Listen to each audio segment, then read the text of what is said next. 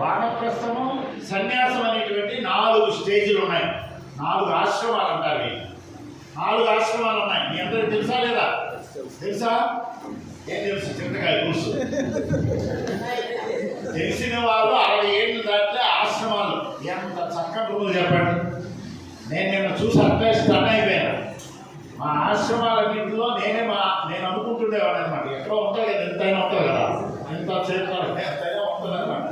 మా ఆశ్రమం బాగుంటుంది అందరూ అనుకుంటారు కాబట్టి నేను అనుకుంటుంటా అప్పుడప్పుడు అనుకున్నాను అనమాట. నిన్న శంకరాశ్రమం ఆశ్రమం ఇక్కడ ఆశ్రమానికి వచ్చిన తర్వాత అప్పుడు బ్రహ్మాండంగా లేటెస్ట్ మోడల్ మంచి టేస్ట్తో బ్రహ్మాండంగా కట్టించినారే. ఎంత బాగుంది ఆశ్రమం. కానీ ఎవరైనా ఉంటే కదా బాగు. బిల్డింగ్ ఉంటే బాగవుతుందా? ఎవరుండాలి?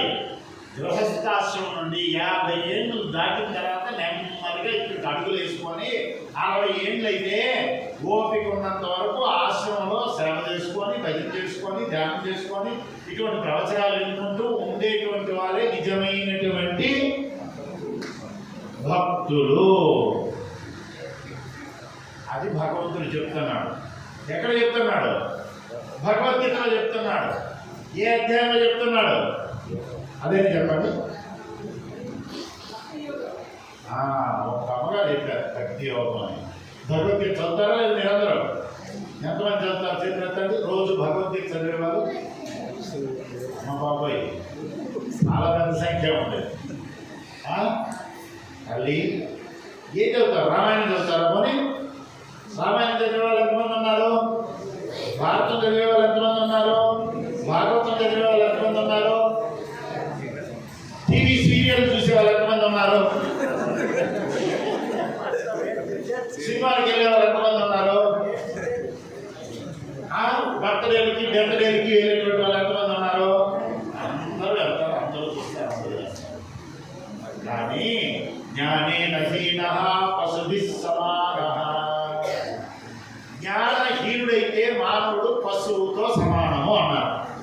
అందువల్ల మానవుడై పుట్టిన తర్వాత చర్మచక్షువుగా బతకూడదు, శాస్త్రచక్షువుగా బ్రతకాలి అని శాస్త్రం చెప్తుందన్నమాట. మనం ఏంటి ద్విపాద పశువుల్లాగా బతికిపోతున్నాం. ఖానా పీనా సోనా అంతే కదా. తిరగము కాటము తిరగడము ఇవేనా మానవ జీవితానికి లక్ష్యం. ఇది కాకుండా శాస్త్రచక్షువుగా బ్రతకాలన్నారు. శాస్త్రచక్షువుగా బ్రతకడం అంటే శాస్త్రాలు ఏం చెప్తున్నాయో దాన్ని మనం అనుసరించడం ఆచరించడం ఏదైతే ఉందో దాన్ని, అప్పుడు వాళ్ళు మానవులు అవుతారు. లేకపోతే ఏమవుతారు? మర్కటాలు అవుతారు. మర్కటాలు అంటే తెలుసా? మానవుడు ఏమవుతాడు?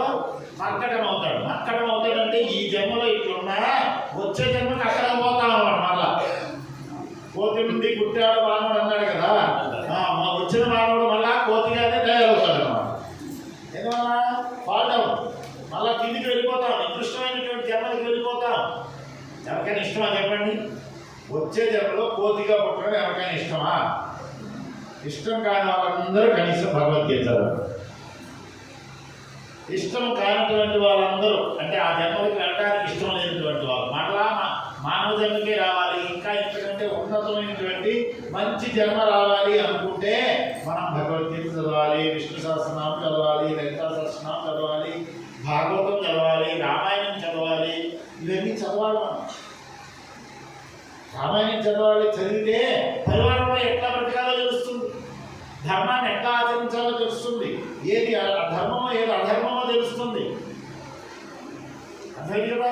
భగవద్గీత చదివామనుకోండి, భగవద్గీత ఏంటి? సర్వశాస్త్రమయ గీత, సమస్త శాస్త్రముల సారభూతమైనటువంటిది భగవద్గీత. తదిదం గీతాశాస్త్రం సమస్త వేదార్థ సార సంగ్రహభూతం దుర్విజ్ఞేయార్థం అని శంకర భగవత్పాదులు చెప్పారు. సమస్త వేద సారమైనటువంటి భగవద్గీత. మీరు సకల శాస్త్రాలు చదవండి, చదవండి, కనీసం భగవద్గీతనైనా చదవడానికి ప్రయత్నం చేయండి. ఇకపైనైనా సరే ముందు ఫస్ట్ మేము భగవద్గీత తీసుకొని ఇంటిలో పెట్టుకుంటాం అన్న వాళ్ళు ఎంతమంది ఉంటారు? చేతులు. ఈ 3 రోజుల కార్యక్రమంలో ఇంట్లో పెట్టుకుంటాము, మేము భగవద్గీత ఇంట్లో పెట్టుకుంటాం అనేవారు ఉన్నవాళ్ళు ఎంతమంది చేస్తారు? భగవద్గీత ఇంట్లో ఉన్నవాళ్ళు, టీవీ ఉన్నవాళ్ళు భగవద్గీత ఉండగానే చదవము, టీవీ ఉందిగా చూస్తాం. చూసారా రెండు వస్తువులకి ఎంత తేడా ఉందో. ఎందుకు పెట్టుకున్నట్టు ఎక్కడైనా మార్కెట్ నుండి స్వీట్ని తెచ్చిపెట్టుకోవడం అనుకోండి, ఆ ఫ్రిడ్జ్లో పెట్టుకోవడం 10 రోజులైనా 20 రోజులైనా 100 రోజులైనా అట్లా పెట్టుకుంటామా తింటామా? ఒక వస్తువుని తెచ్చుకుంటే దాన్ని అనుభవించడానికి తెచ్చుకుంటాం. ఫ్రిడ్జ్ కొనుక్కున్నారు, అది పాడైపోతే అట్లా పెట్టుకొని కూర్చుంటారా? దాన్ని మీరు నీళ్లు పాలు పెట్టుకోరా, పచ్చళ్ళు కూరగాయలు పెట్టుకోరా? అదేవిధంగా భగవద్గీత ఇంట్లో పెట్టుకుంటేనే అయిపోయిందా? మంచిదేలేండి, అట్లయినా కనీసం దెయ్యాలు భూతాలు చేతబడులు ఇవన్నీ కలుపుకుంటానే ఉంటుంది. దాన్ని పెట్టుకొని ఉంటారు. మీ అందరికీ తెలంగాణలో చాలస్తాలు ఎక్కువ ఉన్నాయి. వాడు సాంపడి చేశాడు, వీడికి దెయ్యి పట్టి పూతలు పట్టింది, వాడు నిమ్మకాయ కోసాడు, వాడు అంతలో చేశాడు, ఎంత చేశాడు. ఎవ్వరు ఏమీ చేయరు. భగవద్గీత మన ఇంట్లో ఉంటే, అదేనా మన ఇంట్లో భజన జరుగుతూ ఉంటే, మన ఇంట్లో భగవద్గీత పారాయణం జరుగుతూ ఉంటే, మన ఇంట్లో ఆధ్యాత్మిక చింతన ఉంటే, మనం నిత్యము దైవారాధన ఇంట్లో చేసుకుంటే ఎవడు ఏ చేతబడి చేయలేడు, ఏ ఉపద్రవము కల్పించలేడు. ఇవన్నీ కూడా అబద్ధాలు అనుకోని బ్రతికితేనే మీరు నిజమైనటువంటి భక్తులు అవుతారు.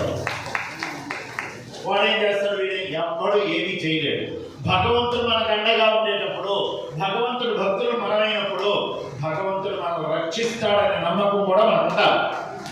అప్పుడే నిజమైనటువంటి భక్తులు అవుతారు. వాడు సేవ చేస్తాడు, వీడు ఎవడు ఏమీ చేయలేదు, చేయడానికి లేదు. నమే భక్త ప్రణశ్యతి, భగవంతుడు అన్నాడు నా భక్తుడికి నాశనం లేదు అని చెప్పాడు. కానీ ఆయన భక్తులు మనం కావాలి కదా. ఆయన భక్తులు ఎట్లా అవుతాం? ఎందుకంటే మనం యాదాద్రికి కోట దర్శనానికి వెళ్తాం, లేదంటే ఇంకొక దేవాలయానికి దర్శనానికి వెళ్తాం. మేము అప్పుడప్పుడు అయ్యప్ప దీక్షలు తీసుకుంటాం, లేకపోతే అమ్మవారి మాలలు వేసుకుంటాం, ఓంశక్తి మాలలు వేసుకుంటాం, లేకపోతే ఆ పండగట్టు ఆంజనేయ స్వామి దీక్షలు తీసుకుంటాం. లేకపోతే అప్పుడప్పుడు ఇట్లా ఏ వార్షికోత్సవాలకో కనీసం ఒక సంవత్సరం రాకపోయినా ఒక 3 సంవత్సరాలు 4 సంవత్సరాలకో ఏదో ఒక రోజైనా ఇక్కడికి వస్తూ ఉంటాం. కాబట్టి మేము భక్తులని. లేదు ఇంకో నాలా పెద్ద పెద్ద రుద్రాక్ష మాలలు దానికి వెంటో బంగారం కట్టుకొని వేసుకున్నాము, అందువల్ల నేను భక్తుడిని. విభూతులు ఎక్కడ పెట్టుకున్నా భక్తుడిని, నిలువు నామాలు పెట్టుకున్నా భక్తుడిని, లేకపోతే రోజు జపం చేస్తాను భక్తుడిని. ఇవే కదా భక్తులు అంటే ఇంకేముంది? తీర్థయాత్ర చేస్తాం భక్తులని. అందుకే మనం భక్తులు అనుకుంటున్నాం. అవునా కదా? అవునా కదా? చెప్పండి. ఏం పలకడం లేదు, వదిలేస్తాడు. అవునా కదా? అవును. అవునా? అవును. కానీ మనం ఎప్పుడైనా భగవద్గీత తిరగేసి అసలు భగవద్గీతలో భక్తుడు ఎట్లా ఉండాలని భగవంతుడు చెప్పాడు అని ఎప్పుడైనా పట్టించుకున్నామా? పట్టించుకోలేదు. భగవద్గీతలో భగవంతుడు ఏం చెప్పాడు తెలుసండి? అంటే నిజమైన భక్తుడు, నా భక్తుడు ఎట్లా ఉంటాడు, భక్తి ఎట్లా ఉండాలి, భక్తుడు అయినటువంటి వాడు ఎట్లా ఉన్నాడు, ఎటువంటి భక్తుడు. భక్తురాలు మన భక్తుడు అంటే మా కాదనుకోదు. అలా భక్తురాలు ఎట్లా ఉండాలి అంటే భగవద్గీతలో భగవంతుడు చెప్తున్నాడు, ఒక ఇంటిలో అత్త కోడలు ఇద్దరు కొట్లాడుకోకుండా ఉంటే ఇద్దరు నా భక్తులు అవుతారు అని చెప్పాడు భగవద్గీతలో. మీకు తెలుసా? మీకు తెలుసా? భగవద్గీత మీకు ఉందని తెలుసా? చదవలేదు, ఎందుకు తెలుస్తుంది కదా. భగవద్గీతలో అత్తా కోడలు అన్యోన్యంతో జీవిస్తే ఇద్దరు నా భక్తులు అవుతారు, లేకపోతే ఏ గుడికి పోయినా ఏ గురువు దగ్గరికి పోయినా నా భక్తులు కాగలరు అని భగవద్గీతలో భగవంతుడు చెప్పాడు. ఈ మాట మీకు తెలుసా? తెలుసా ఎవరికైనా? మరి ఇటువంటి తెలుసుకోవాలా లేదా? తెలుసుకోవడానికి చదువుకోవాలా లేదా? చదువుకోవాలా లేదా చెప్పండి. అన్నదమ్ములు ఆత్మీయతతో బ్రతికితే నా భక్తులు అవుతారు అని భగవద్గీతలో చెప్పారు. తండ్రిని బిడ్డలు ప్రేమతో చూడాలి, తండ్రి బిడ్డల ప్రేమతో చూడాలి, బిడ్డలు తల్లిదండ్రులను ప్రేమతో చూడాలి, అత్తమామలను ప్రేమతో చూడాలి. ఆ విధంగా ఆప్యాయతలు ప్రదర్శించి ఆదరించి సేవించేటువంటి వాళ్ళు ఎవరైతే ఉంటారో అటువంటి వాళ్ళే నాకు భక్తులు అవుతారని భగవద్గీతలో భగవంతుడు చెప్పాడు. ఎక్కడైనా నేను గుడికి వెళ్తే భక్తులు అనుకున్నా, వ్రతం చేస్తే భక్తులు అనుకున్నా, హోమం చేస్తే భక్తులు అనుకున్నా, అది చేస్తే భక్తులు అనుకున్నా, ఏదేదో అనుకుంటున్నా. కానీ ఇప్పుడు ఇట్లా భగవద్గీతలో భగవంతుడు చెప్పాడు అనే విషయం ఎవరికి ఎంతమంది తెలుసు చెప్పండి? తెలియదు. మనం మీకు వెతికినా దొరకవు.